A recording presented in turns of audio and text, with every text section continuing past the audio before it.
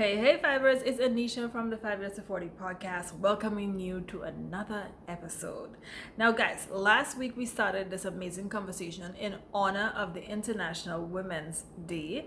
We started talking about the wonders of empowered women. And really, we were looking at some of the values and attributes that empowered women exhibit that we really admire. We talked about their ability to be fearless or face off on their fears, not necessarily to be fearless. We talked also about their deep sense of knowledge that you need to take care of yourself while you take care of others. So we talked about the importance of self-care. We also examined the wonderful opportunities that comes from learning from your mistakes. And if you have not seen any of these episodes yet, or if this is your first time joining, thank you. But you can catch up by heading over to the YouTube channel. You can subscribe. There's a link in the description of this, and you can also catch up on IGTV because they were all uploaded there. Today, we're going to be talking about the gift of presence. We're looking at it from two angles. We're looking at it from how presence affects the people around an empowered woman, and we're looking at how presence affects the empowered woman. Okay, so the first thing about presence is that presence comes from a sense of self-assuredness or self-awareness. To be self-assured means you know your worth, you know what you bring to a situation, and you're okay with letting others around you know that as well. It is comparable to being self-confident by understanding what you are capable of and showing up as that.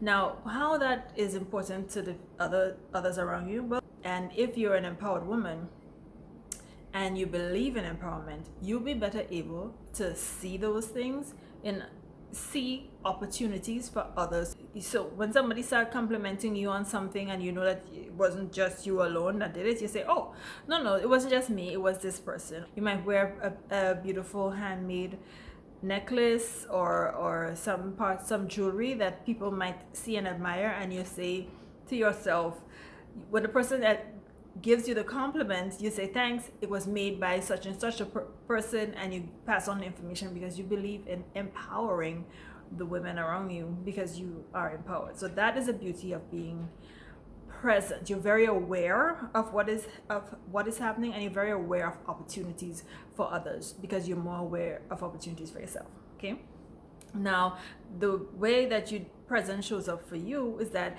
it helps you as an empowered woman to be grounded. Now listen, when you're empowered, you know the saying that goes, to whom much is given, much is expected. It comes from the Bible. To whom much is given, much is expected. That is true. Like, the more gifts and abilities you have, you kind of have to give more of it to the world. That's just how God set his thing up. That's just how it is. We can't work around that one. The thing about it is, though, as you are given more, you're given more opportunities, but you're often also given more challenges.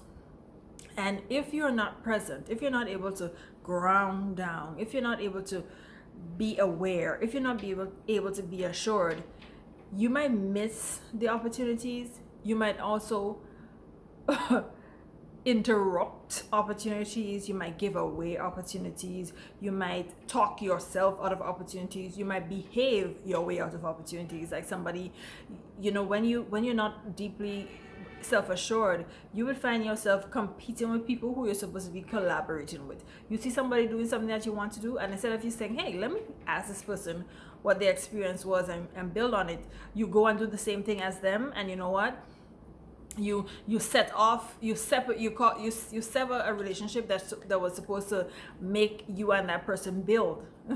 that's the dark side of not being present.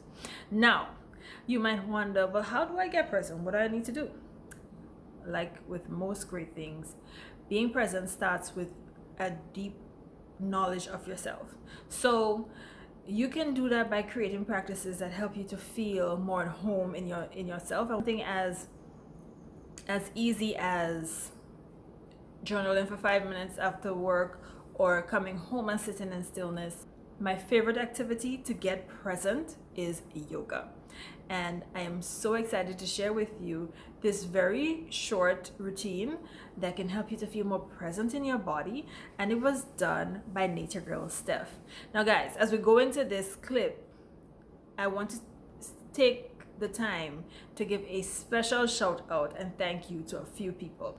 First of all, when I did the session with Nature Girl Steph, who I have to say is a wonderful, adventurous, empowered woman. So thank you, Nature Girl Steph, for that fun activity and interview. I was accompanied by the Nautical Wanderer and by the Grenadian Tourist. So I want to say a special thanks to them. I also want to say a very special thanks to the management of the True Blue Bay Resort, who allowed us to use their beautiful yoga studio, who arranged for us to have the time with Nature Girl Steph, and it was just a beautiful experience. So I really want to express my deepest gratitude to you all. I do appreciate it. I also want to thank Jessica Decker, because she was the liaison between Steph and I, and it was seamless and organized and just beautiful. So thank you so much, Jessica. I do appreciate that all that you did.